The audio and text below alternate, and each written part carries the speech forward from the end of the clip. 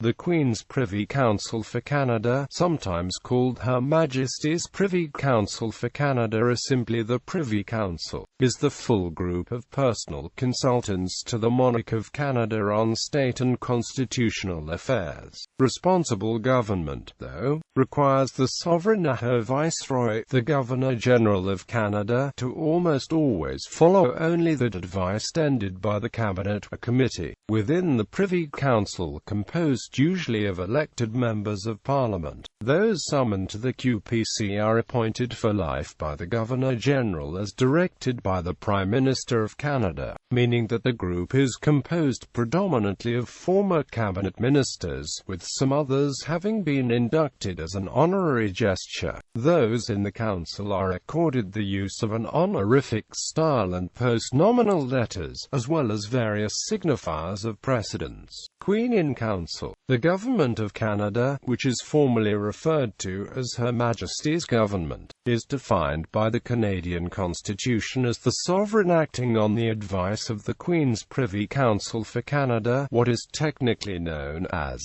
the Queen in Council, or sometimes the Governor in Council, referring to the Governor-General of Canada as the Queen's stand-in. The group of people is described as a council to aid and advise in the Government of Canada, to be styled the Queen's Privy Council for Canada, though, by convention, the task of giving the Sovereign and Governor-General advice on how to exercise the royal prerogative via orders in Council rests with by the Cabinet Committee of the Privy Council, made up of other ministers of the Crown who are drawn from, and responsible to, the House of Commons in the Parliament. This body is distinct but also entwined within the QPC, as the President of the Queen's Privy Council for Canada customarily serves as one of its members, and cabinet ministers receive assistance in the performance of their duties from the Privy Council office, headed by the Clerk of the Privy Council, while the Cabinet specifically deals with the regular, day-to-day functions of the Crown in Council. Occasions of wider national importance, such as the proclamation of a new Canadian sovereign following a demise of the Crown or conferring on royal marriages, will be attended to by more senior officials in the QPC, such as the Prime Minister, the Chief Justice of the Supreme Court of Canada, and other senior statesmen, while all Privy Councillors are invited to such meetings in theory. In practice, the composition of the gathering is determined by the Prime Minister of the day.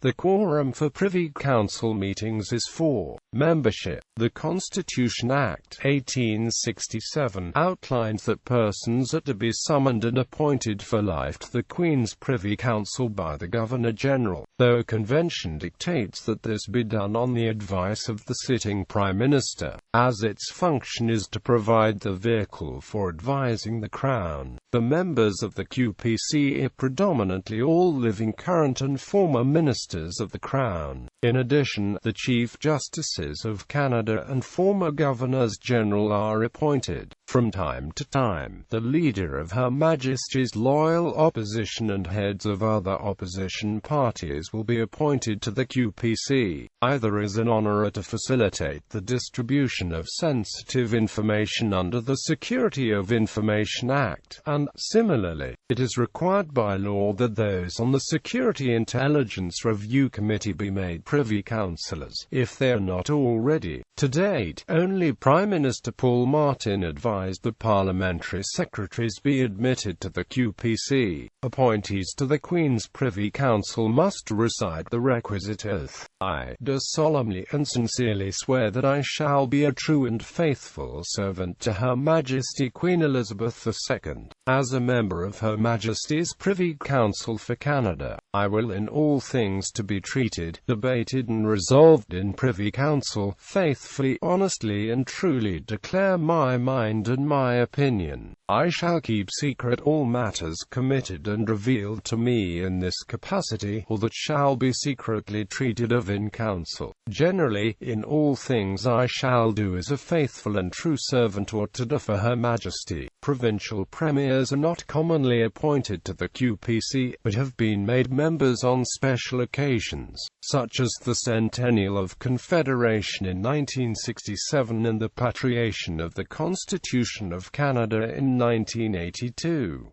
On Canada Day in 1992, which also marked the 125th anniversary of Canadian Confederation, Governor-General Ramon Niteshan appointed 18 prominent Canadians to the Privy Council, including former Premier of Ontario David Peterson, retired hockey star Maurice Richard, and businessman Conrad Black. The use of Privy Council appointments as purely an honour was not employed again until the 6th of February 2006, when Harper advised the Governor-General to appoint former Member of Parliament John Reynolds along with the new cabinet. Harper, on the 15th of October 2007, also advised Governor-General Mackay Elgin to appoint Jim Abbott. On occasion, a non-Canadian has been appointed to the QPC. For example, British Prime Minister Winston Churchill was inducted during a visit to Canada on the 29th of December 1941. Privy Councillors are entitled to the style the Honourable or, for the Prime Minister, Chief Justice,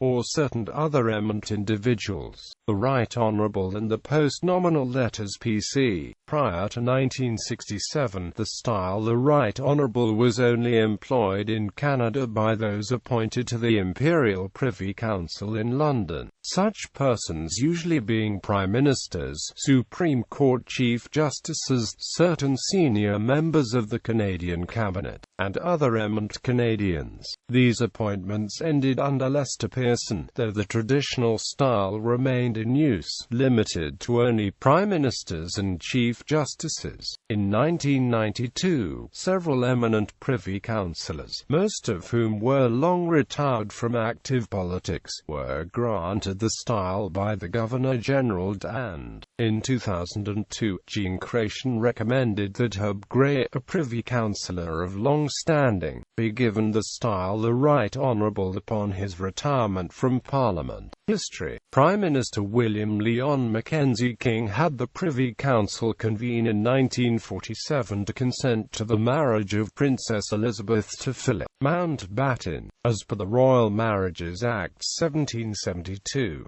The Princess' father, King George VI, had offered an invitation for Mackenzie King to attend when the Privy Council of the United Kingdom met for the same purpose, but the Prime Minister declined and held the meeting of the Canadian Privy Council so as to illustrate the separation between Canada's Crown and that of the UK. The Council has assembled in the presence of the Sovereign on two occasions. First, at 10 a.m. on Thanksgiving Monday of 1957 at the monarch's residence in Ottawa, Rideau Hall. There, Queen Elizabeth II chaired a meeting of 22 of her Privy Councillors, including her consort, by then Prince Philip, Duke of Edinburgh, whom Elizabeth appointed to the QPC at that conference, and therein approved an order in council. 2 years later, the QPC again met before the Queen in Halifax, Nova Scotia, to confirm the appointment of Georges Vanier as Governor-General. There was originally some speculation that the coming together of the Sovereign and her Council was not constitutionally sound. However, the Prime Minister at the time, John Diefenbaker, found no legal impropriety in the idea, and desired to create a physical illustration of Elizabeth's position of Queen of Canada being separate to that of Queen of the United Kingdom. The last formal meeting of the Privy Council was held in 1981 to give formal consent to the marriage of the Prince of Wales to Lady Diana Spencer. According to a contemporary newspaper account, the conference, on the 27th of March at Rideau Hall, consisted of 12 individuals, including Chief Justice Bora Laskin, who presided over the meeting, Prime Minister Pierre Trudeau, several cabinet ministers,